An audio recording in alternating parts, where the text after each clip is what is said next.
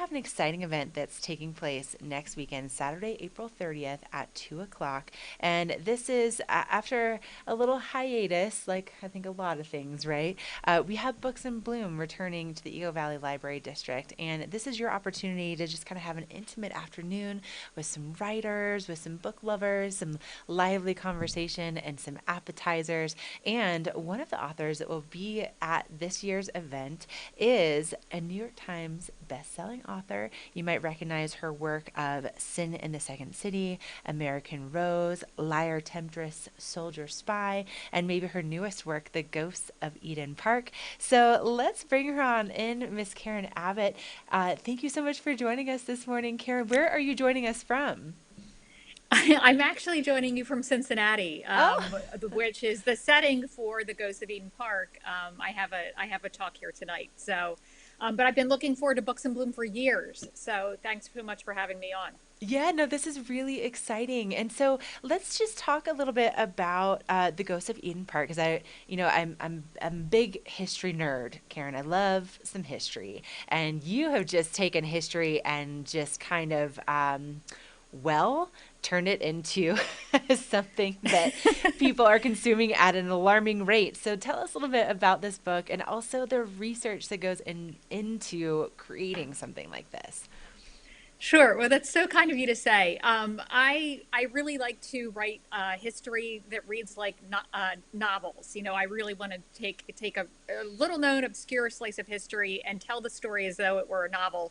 And with the Ghost of Eden Park, which is the true story of America's most successful bootlegger, and this sort of sordid situation that developed around him. His wife, this glamorous flapper, fell in love with a prohibition agent who put him in prison. And so there's this sort of sordid love triangle, this sensational trial. I don't want to give too much away, but the research was really quite fascinating. I think the Roaring Twenties is a time that really sparks America's imagination. And the character, George Remus, was actually the inspiration for Jay Gatsby and The Great Gatsby. So it really sort of encapsulates all that glamour of that era. And one of the really fun things I could do with this book, because I had really great research source material, was to write it as a whodunit. Which you really never get to do with nonfiction. You know, that's usually a technique used only in novels. But there's a gun goes off in the first scene, kind of like Chekhov's gun, and reappears later. And you know somebody gets shot, but you don't know who. And I have a lot of fun playing with that in the book.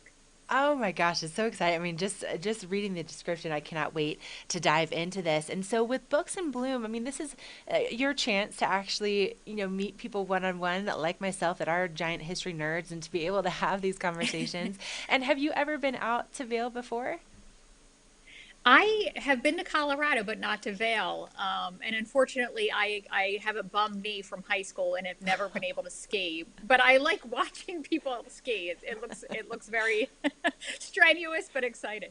Oh, same, same. I like also just, maybe having a good book like in the chalet at the bottom of the Exactly. I will mountain. hang out in the chalet with a drink and a book and just let everyone else do all the dirty work. So. Exactly. Yeah, I love that. And so, as an author coming to this event, what is it that you're looking forward to? Because I would imagine that there's probably different, you have book signings, you have, bigger events where you're speaking to an audience. So what is it about Books in Bloom that's appealing to you as an author?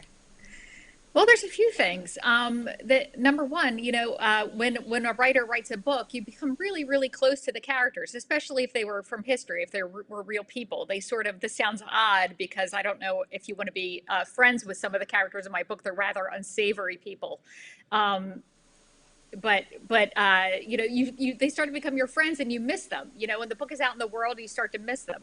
So every time you get to do a talk like this, you reconnect with them. You get to share your love of these sordid, crazy characters with other people. And I also just love meeting readers. I read a lot of fellow history buffs. I have a lot of people who come to my events and say, talk about events in their own family histories that might relate to the book's topic.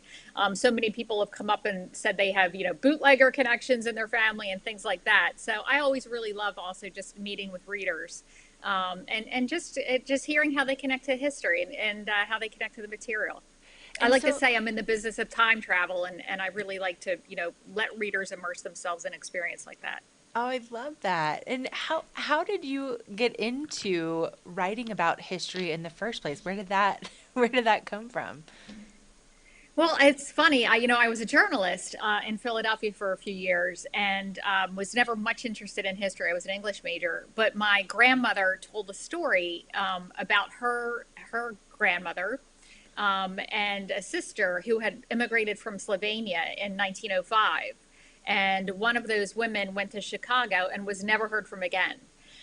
So I was always really intrigued and haunted by this bit of family lore, and I began looking into what was on in Chicago in 1905. I didn't find out much about my missing relative, but I did find out a lot about these two enigmatic sisters named Minna and Ada Everley, who ran the world's most lavish, opulent brothel in Chicago from 1900 to 1911, which was, of course, the subject of my first book, Sin in the Second City.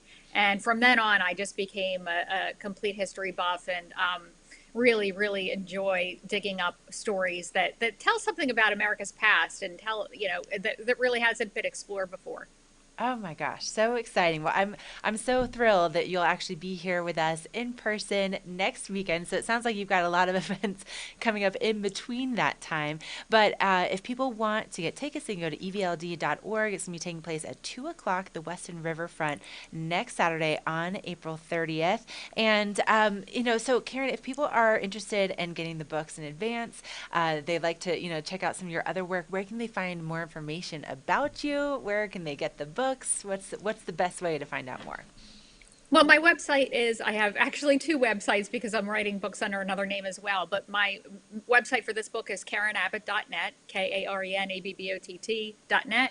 And I do have some books coming out in the future, nonfiction and fiction, under the name Abbott Kaler, AbbotTKahler.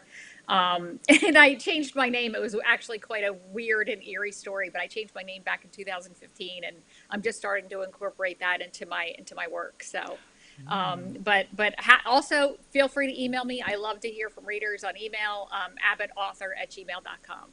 Oh, that's so nice. All right, abbottauthor@gmail.com. I love that, and I'm sure that we can dive into more about this eerie story about your name when we see you in person next weekend. So, Yes, definitely. give people just a little something else to look forward to. But thank you so much for joining us this morning and taking the time out to have this conversation. We really appreciate it, and we can't wait to see you here next weekend with Books in Bloom. I can't wait to. Thanks so much for having me. Yeah, absolutely.